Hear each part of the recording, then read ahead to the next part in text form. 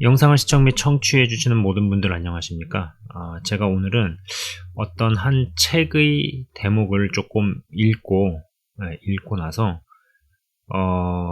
생각을 잘 하는 것이 얼마나 중요하고 또 얼마나 어려운가에 대한 이야기를 조금 하고 싶습니다. 그리고 성경을 읽는 이유 중에 가장 중요한 이유는 우리가 하나님처럼 생각하기 위함이죠. 네.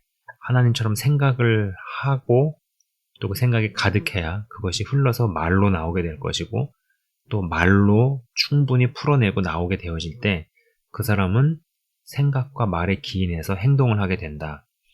그래서 성경을 읽을 때 우리가 이제 지식적으로 배우고 뭐 어떤 성경도 어떤 학문적으로 접근하는 그런 것들이 있잖아요. 근데 단순히 그런 식으로 지식을 쌓고 공부를 잘한다고 해서 하나님처럼 생각을 하고 또 성경을 쓴 저자들처럼 우리가 생각을 할 수 있는 것은 아닐 겁니다. 그래서 이런 부분에 대해서 좀 이야기를 해보기 위해서라도 제가 어떠한 책의 한 대목을 좀 읽어드리면서 좀 나눠보고자 합니다. 이 책이 이제 생각하는 인문학이라는 책인데요. 그 이제 화면상으로 보시는 분들이 이게 이 표지가 좀 잘 보이는지 모르겠어요. 근데 이제 이 표지의 뒷부분에 그런 말이 있죠. 당신은 생각당하고 있다. 생각의 노예가 되지 마라. 그러니까는 이것이 어떠한 부분이 우리 안에 심겨지고 자리를 잡아서 그러한 것들이 특정한 생각으로 우리를 이끌어가는 부분들이 있다라는 것이죠. 그런 식으로 어떤 뭐 우미나 교육이라든지 어떤 교육 시스템을 통해서 우리는 특정하게끔 생각하도록 유도를 받는다. 그러나 거기서 나와서 내가 생각의 주인이 되어서 생각할 수 있어야 한다. 생각의 주체적으로 생각할 수 있어야 된다라는 것입니다. 근데 그러한 것을 하기 위해서는 꼭 반드시 공부를 많이 하고 지식이 많다 그래가지고 그렇게 될 수 있는 것만은 아니다. 뭐라는 이야기이죠. 일단 제가 좀 이 책을 읽으면서 나누고 싶었던 대목, 일단 좀 어떠한 부분을 제가 좀 발췌를 해서 쭉 낭독을 하겠습니다. 낭독을 하고 나서 제가 이제 느낀 부분들과 좀 접목을 시켜서 우리가 이제 성경을 읽을 때 성경의 저자들처럼 생각할 수 있어야겠구나. 그리고 결국은 그걸 넘어서서 하나님처럼 생각할 수 있는 것. 우리가 성경을 읽는 진짜 이유는 그분과 같이 사고방식이나 생각 구조가 닮아가야 하는 것이겠죠. 그것을 건너뛰는 상태에서 성경을 공부하고 성경에 나오는 지식을 배우고 지식을 익힌다고 하더라도 그 사람의 생각 구조 자체는 하나님의 사고방식과는 동떨어질 수 있는 것이 얼마든지 가능하다라는 것이죠. 참고로 제가 지금 보여드린 이 책은요, 생각하는 인문학은 인문 고전을 많이 읽는 것을 통하여서 그 인문 고전을 쓴 뭐 역사적인 천재들이 있잖아요. 뭐 레오나르도 다빈치라든지 아니면 아인슈타인이라든지 그 외 등등의 여러 약간 세계적인 천재들, 그들이 쓴 저작을 읽으면서 단순히 지식을 쌓고 입시 공부하듯이 묵상을 하고 사색을 하는 것을 넘어서서 그들의 사고 방식 속으로 들어가야 된다라. 그들이 사고하는 것처럼 나도 생각할 수 있어야 되는 것이 얼마나 중요한가. 그리고 그렇게 할 수 있기 위해서 어떤 고전 읽기에 대한 것을 이야기하고 있는 책입니다. 어찌됐든 간에 좀 약간 제가 서론이 길었습니다. 이 책의 해당 대목을 조금 제가 읽어드리고 나서 그 다음에 저의 생각들을 좀 나눠보도록 하겠습니다. 여러분 아시는 것처럼 지금 진행하고 있는 주제가 변화가 얼마나 쉽지 않은가에 대한 이야기를 하고 있죠. 그리고 이제 특별 은총이 일반 은총으로 확대되어져 가는 과정. 말은 간단하지만 그 단순성 뒤에 숨어있는 굉장한 복잡 다단함이 있습니다. 그런 디테일한 것들을 좀 여러 가지 접근법으로 다뤄 나가고 있는 중이죠. 자, 아무튼 해당 대목을 제가 발췌한 부분을 읽어드리도록 하겠습니다. 파산 직전의 회사를 최고의 기업으로 변화시킨 비밀. 지금으로부터 약 100년 전의 일이다. 철물점 주인에게 빌린 싸구려 마차와 피아노와 재봉틀을 잔뜩 싣고는 시골 마을들을 돌아다니면서 농부들을 상대로 세일즈를 하는 청년이 있었다. 처음엔 제법 돈을 모았다. 허나 이내 불경기가 찾아왔고 청년은 하루아침에 망하고 말았다. 비록 스펀지 더미로 가득한 남의 집 지하실에서 생활하는 처지로 전락했지만 청년은 좌절하지 않았다. 대신 찬란한 미래를 꿈꾸면서 스스로 이렇게 다독였다. 오늘의 실패는 성공으로 가는 과정에 불과해. 난 언젠가 거대한 성에서 왕처럼 살게 될 거야.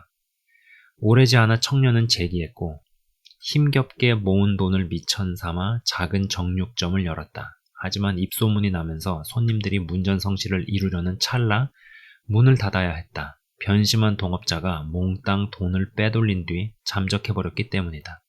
보통 이런 경우 사람들은 세상을 원망하고 신세를 한탄하고 인간을 믿지 않게 된다.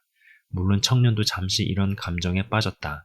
하나 이내 마음을 다잡고 새로운 미래를 향해 전진했다. 그러니까 전보다 더 순수하고 뜨겁게 삶을 긍정하기로 한 것이다.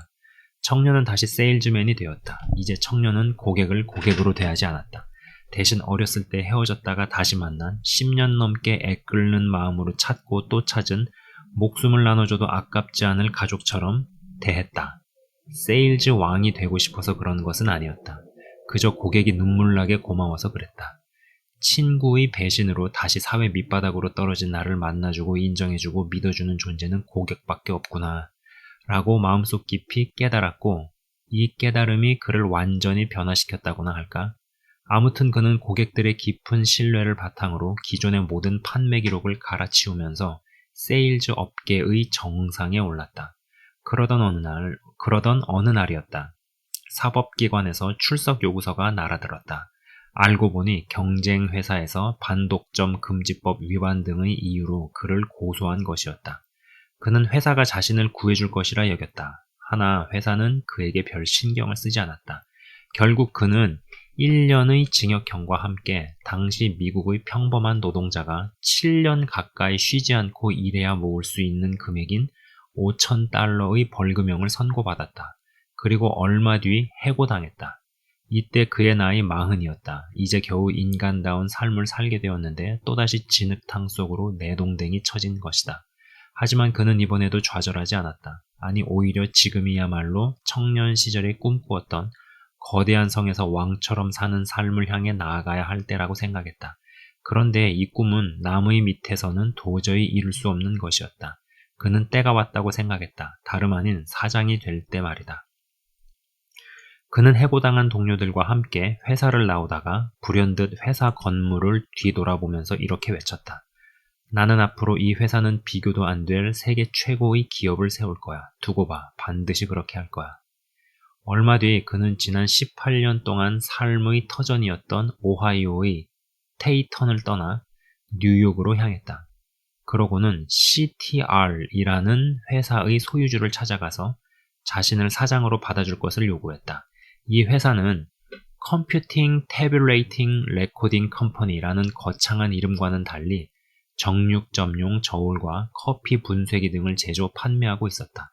놀랍게도 그는 총책임자로 임명되었고 1년 뒤에는 진짜로 사장이 되었다. 사실 이는 전혀 환영할 만한 일이 아니었다. CTR은 650만 달러, 가로 열고 당시 미국의 평범한 노동자가 약 8,874년을 일해야 벌 수 있는 돈이다. 가로 닫고 650만 달러의 빚을 갚지 못해 파산을 향해 달려가고 있었기 때문이다.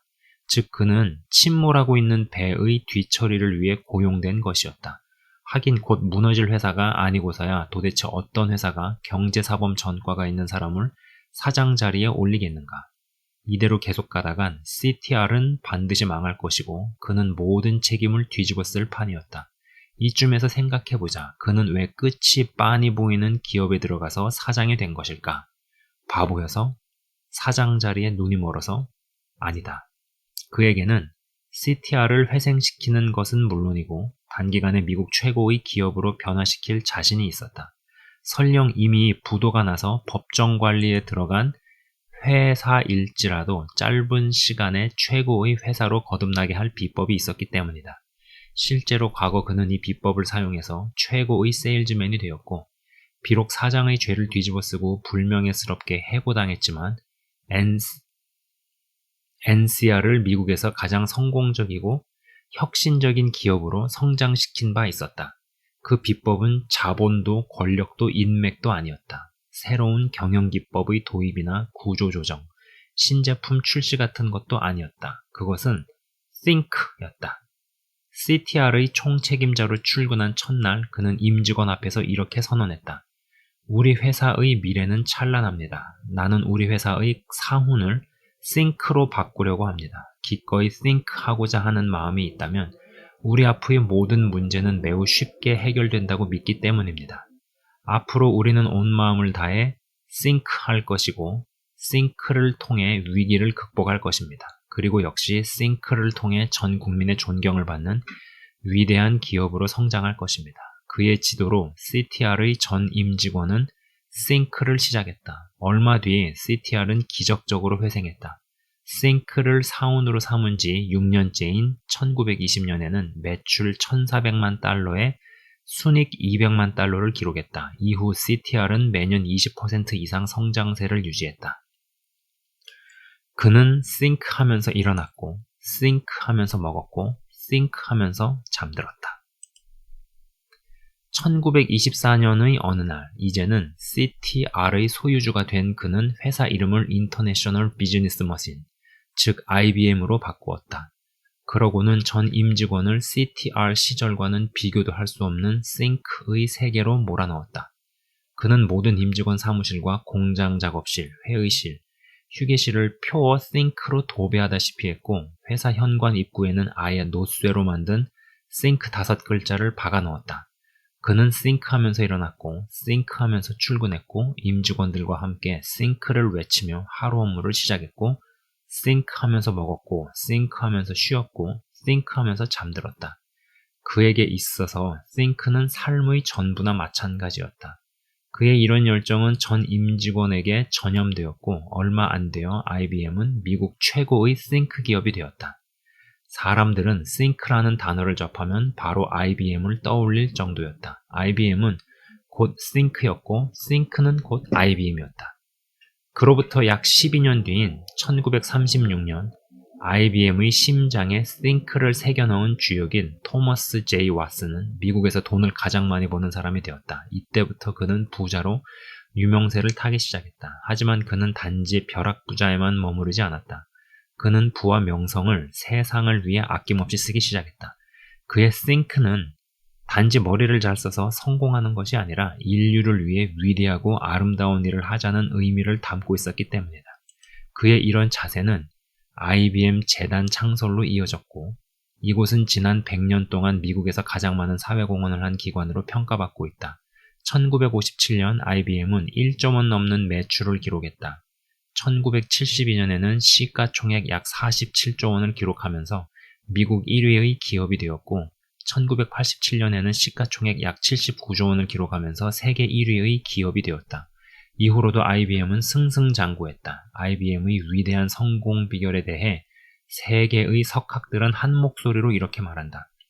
만일 토머스 J. 왓슨이 think를 사운으로 내걸지 않았다면 오늘날의 IBM은 존재할 수 없었을 것이다. 지난 100년 동안 4만 배 넘는 주가 상승이라는 IBM의 기적 뒤에는 think가 있다. 그리고 특허가 5만 9천여 개에 달하는 세계 최다 특허 보유 기업, 직원 가운데 노벨상 수상자를 5명이나 배출한 세계에서 가장 창조적인 기업, 포춘 선정 세계에서 가장 존경받는 기업이라는 빛나는 타이틀들 뒤에도 역시 think가 있다. 잠시만요. 제가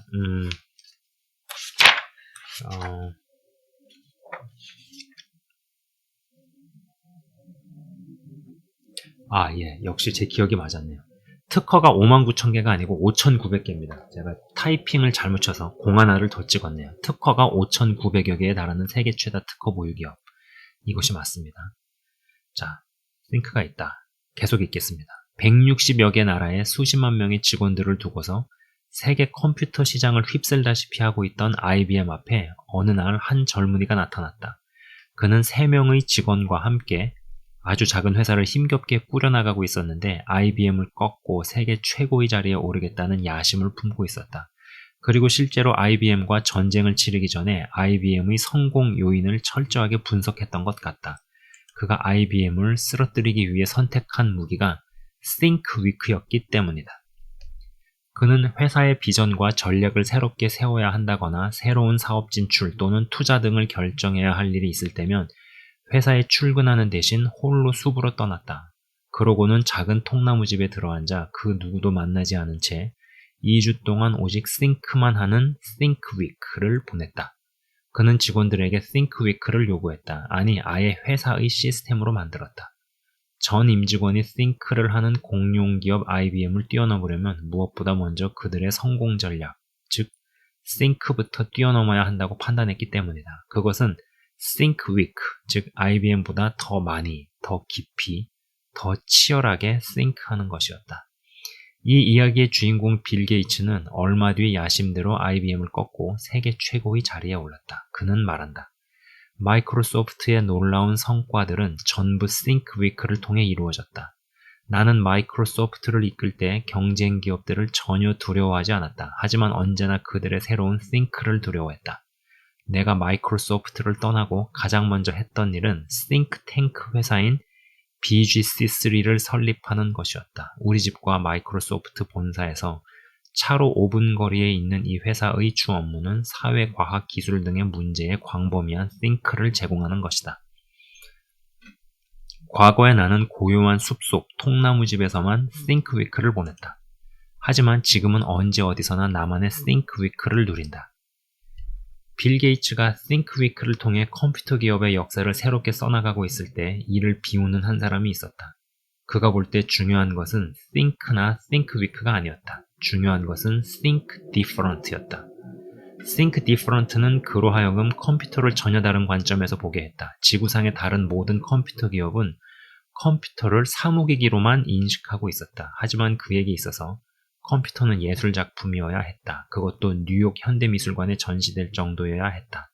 그렇다고 그가 제작한 예술작품의 경지에 오른 컴퓨터가 극소수 부유층의 전유물이 되어서는 안 되었다. 그의 컴퓨터는 세상 모든 사람의 것이 되어야 했다. 그리고 세상을 바꾸는 위대한 도구가 되어야 했다. 물론 이런 그의 관점은 IBM과 마이크로소프트 등 당시 컴퓨터 업계를 주름잡고 있었던 인사들에게 철저하게 무시당했지만 그는 굴하지 않았다. 그에게는 IBM의 Think와 마이크로소프트의 Think Week를 구시대의 유물로 만들어버릴 Think Different가 있었기 때문이다. 그의 이름은 스티브 잡스였다. 우리나라의 정부 기관들과 대학들과 기업들은 지난 수십 년 동안 Think Month, Think Hard, Think Smart, Think Simple, Think Future, Think Big, Think Great 등 토마스 제이 왓슨과 빌 게이츠는 물론이고 스티브 잡스마저 놀라게 할 Think 표어를 내걸고 Think 전략을 뜨겁게 실천해왔다. 하지만 결과는 보잘것없었다. 도대체 우리는 Think의 어떤 부분을 놓치고 있는 걸까? 자, 그 다음에 또 한 대목입니다. 우리 곁에 이미 와 있는 불행한 미래를 바꾸는 방법.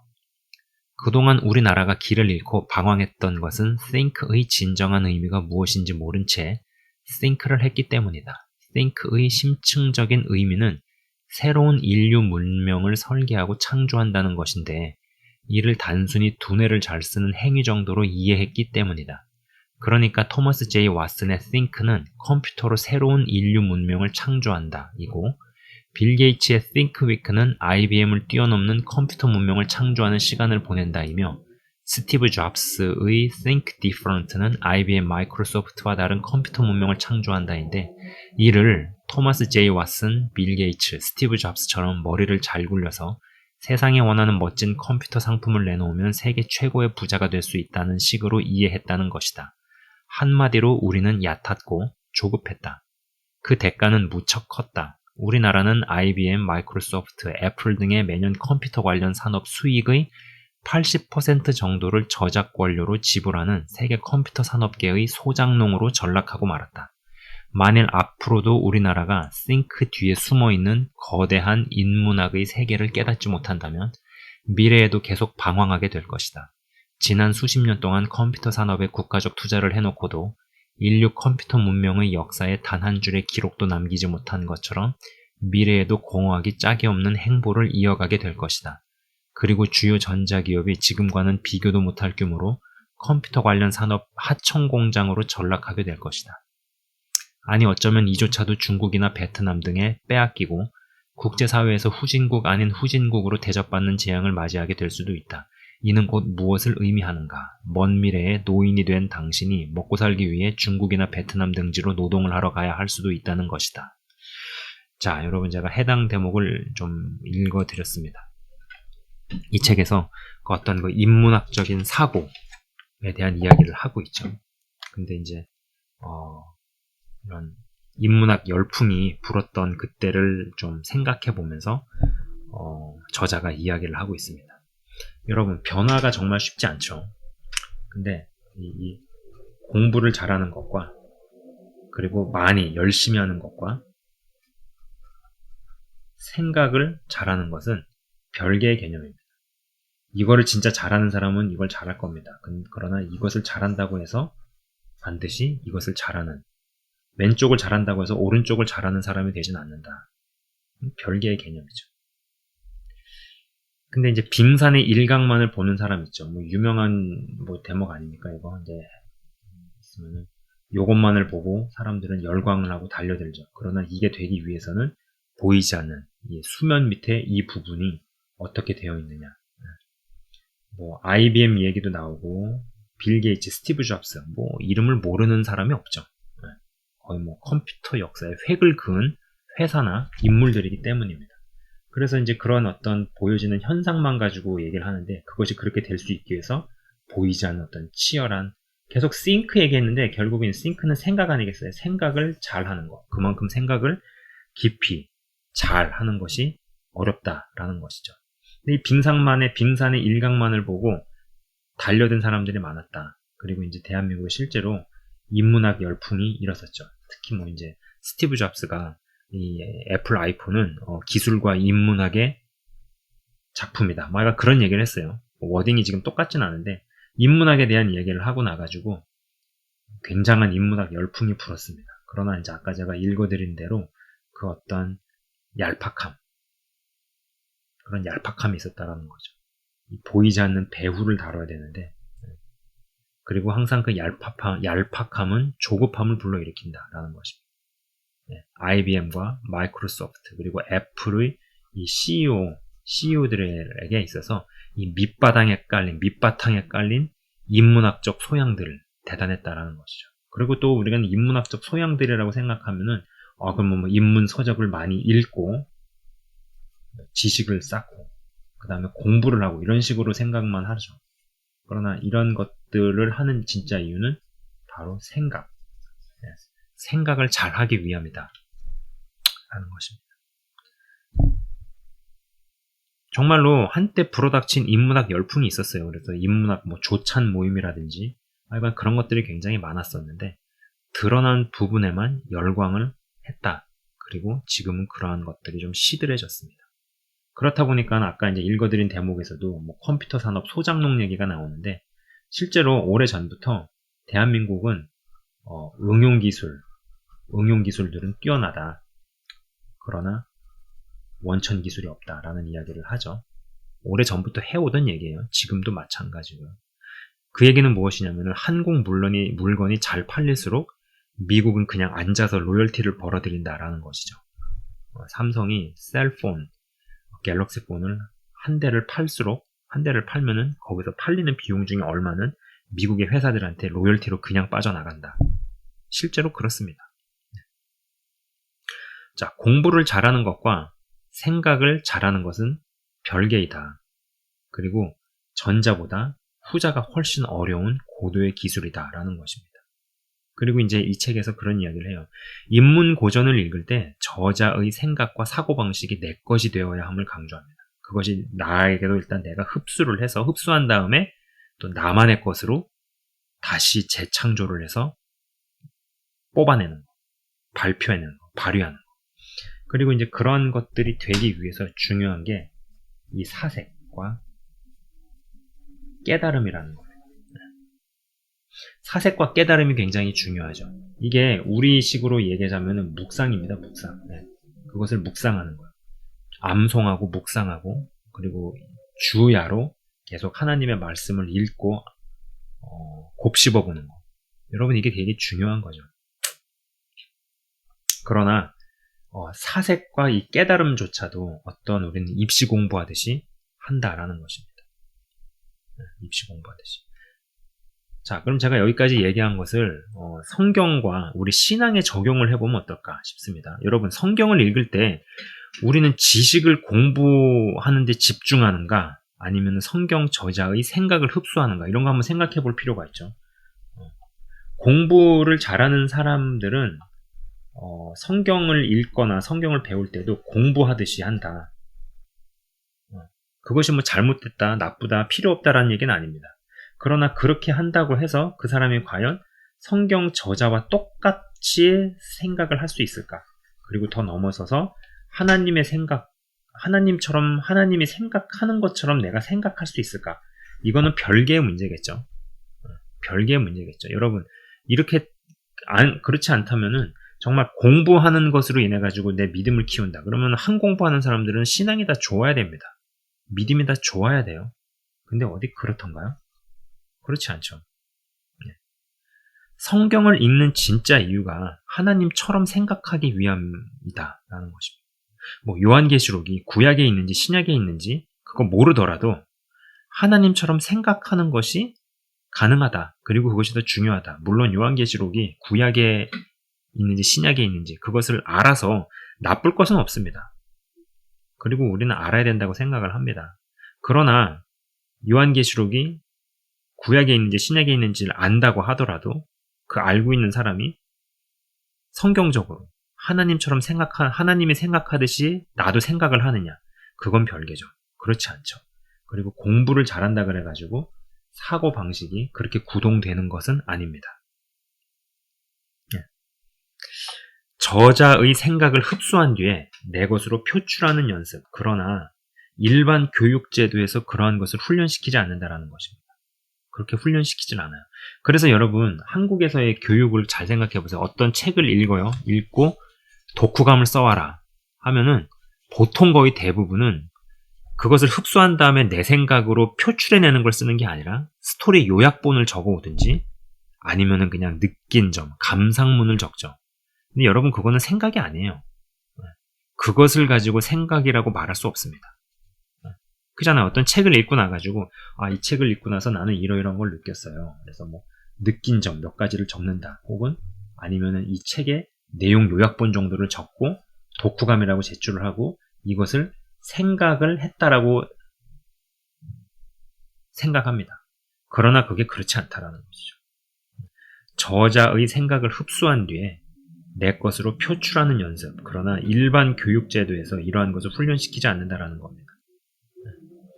그래서 자체적으로 생각하는 사람은 없고 생각당하는 사람들을 대거 양산한다라는 거죠. 이 책에 이제 아까 좀 읽어드린 책에서 표지 부분에 생각당하는 사람 뭐 이런 표현이 있어요.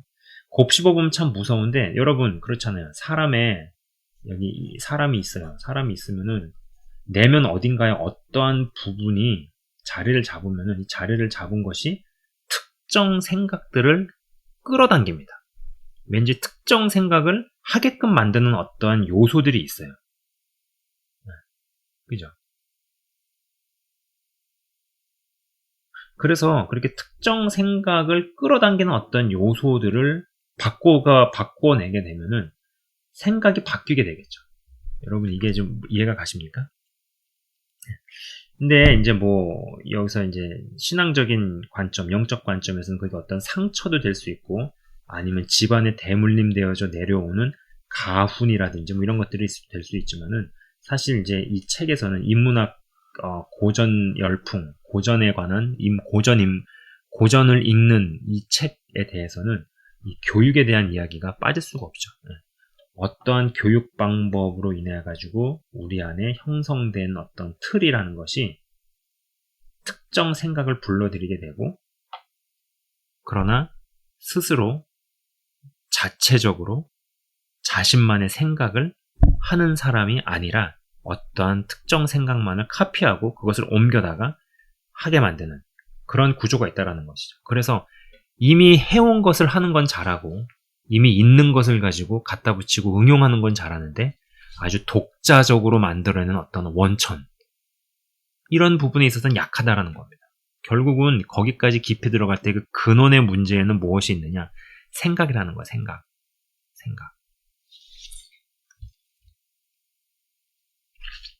여러분 성경을 많이 아는 사람은 많을지 몰라도 성경을 많이 읽어서 진짜 하나님처럼 생각하는 사람이 적다라는 거죠.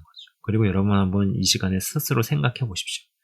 나는 지금 생각을 하고 있습니까? 아니면 생각을 당하고 있습니까? 특정 생각들을 하도록 조종당하고 있습니까? 아니면은 하나님께서 원하시는 생각을 하도록 그런 활방하는 요인들을 다 빼내고 정말로 하나님께서 생각하시는 것처럼 나도 생각을 하는 사람이 되어가고 있습니까? 요한계시록이 신약에 속하는지 구약에 속하는지를 아는 게 중요합니까? 아니면 하나님처럼 생각할 수 있는 게 중요합니까? 전자는 지식이고요. 후자는 생각입니다. 단순히 지식들이 많으면 생각을 잘할까요? 지식들이 많아서 나쁠 건 없죠.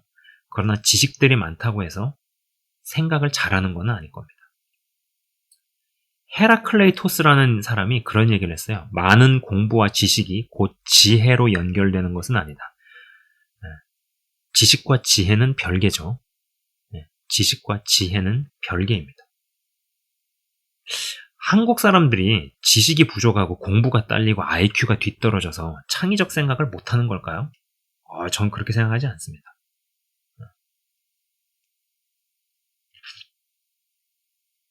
근데 왜 창의적 생각을 못할까? 그리고 이런 생각도 한번 해보는 거죠. 기독교가 물론 깨달음의 종교는 아니겠지만 그래도 사색과 깨달음이 얼마나 중요한가라는 것입니다. 그래서 성경에 그렇게 얘기를 하는 것 같아요. 주야로 묵상을 하라. 말씀을 주야로 묵상을 하라. 계속 읽으면서 묵상을 하고 되뇌이고 그러다가 어딘가가 열리게 되어질 때 그렇기 때문에 그런 사색을 통해서 깨달음이 오게 되고 깨닫게 되어지게 되면은 깨닫게 된 것을 살기 위해서 애를 쓰고 그 길로 걸어가는 사람이 되겠죠.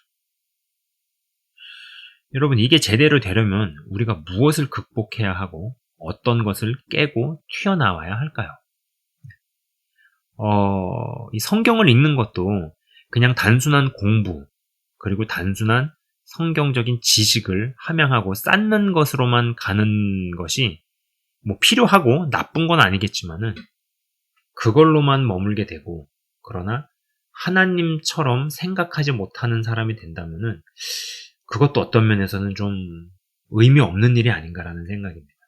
여러분, 내가 성경을 꼭 많이 읽었다 그래가지고 성경을 한두 번 통독한 사람보다 믿음이 반드시 좋다라고 이야기할 수 없잖아요. 그죠? 네. 공부 자체를 잘하는 사람이 있어요.